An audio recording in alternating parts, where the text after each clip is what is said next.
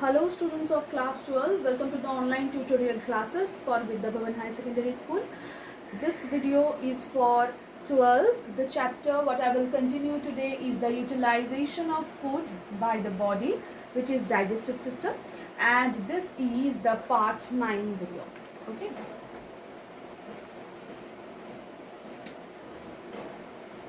So in the previous video, we learned about the different organs which are in the GI tract. Today I will start with some accessory organs. Okay. So what are the accessory organs? Mainly three accessory organs are present, like accessory organs, mainly of three. One is three pairs of salivary gland.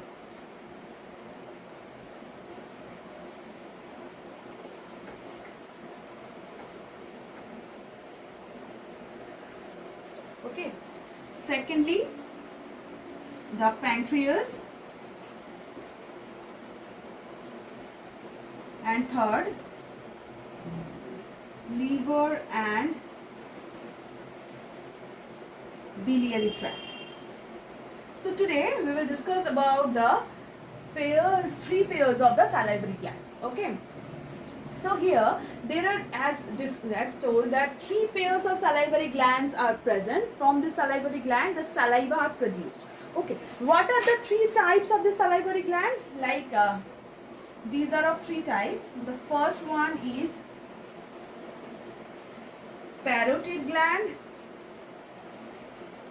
The second one is submandibular gland, and third, sublingual gland. Okay. So they are present in the different parts of our mouth cavity.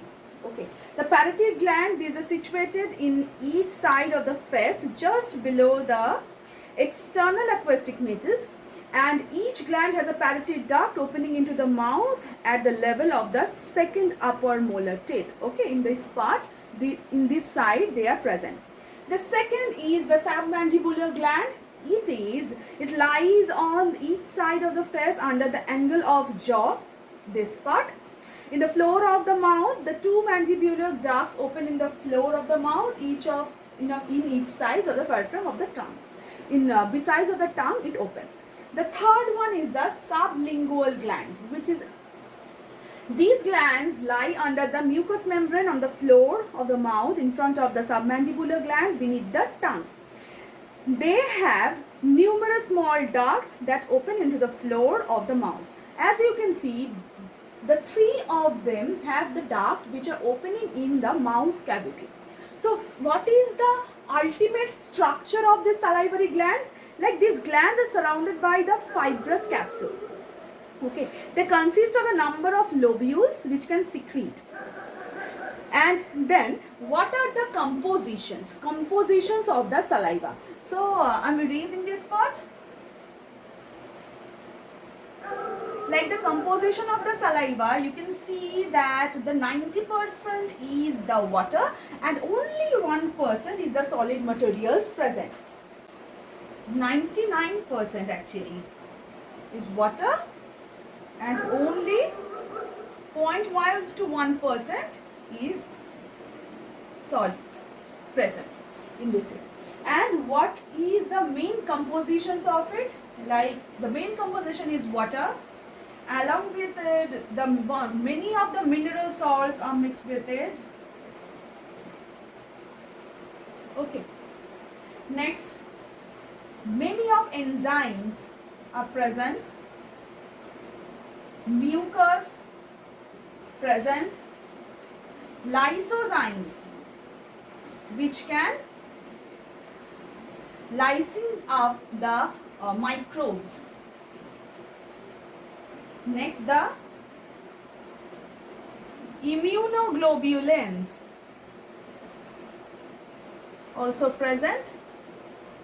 Next, many blood clotting factors are present. That is why when we have any cut, we are used to give the saliva on this part, and blood clotting within some time.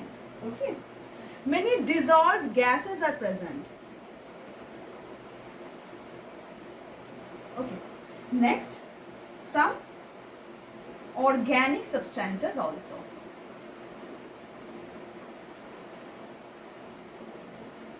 Like urea, like uric acid, etc. So these are the constituents of the saliva. Now we will learn about the functions of the saliva. So we all know the main function is to give the liquid, and it helps in the mastication, and it also helps to mix the salivary glands juices with the food, and it helps to produce the food moist and soft.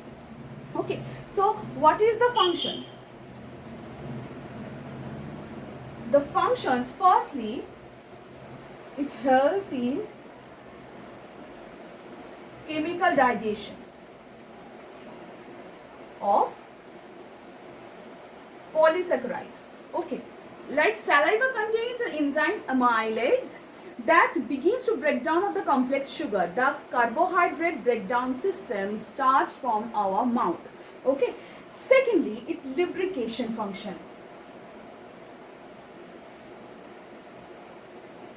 Like dry foods entering to the mouth and moistened and lubricated by the saliva. Therefore, it can made into the bolus ready for swallowing. Okay. Third, cleaning. Like an adequate flow of saliva necessary for cleaning the mouth helps to make the food softer. Next, some non-specific functions, or you can say non-specific defenses, like lysozymes, immunoglobulins, which are present in, and many of the clotting factors that combat inviting the microbes. It helps to control the microbes which are present, and it is to kill the microbes which are present in our food. The next and most importantly, taste.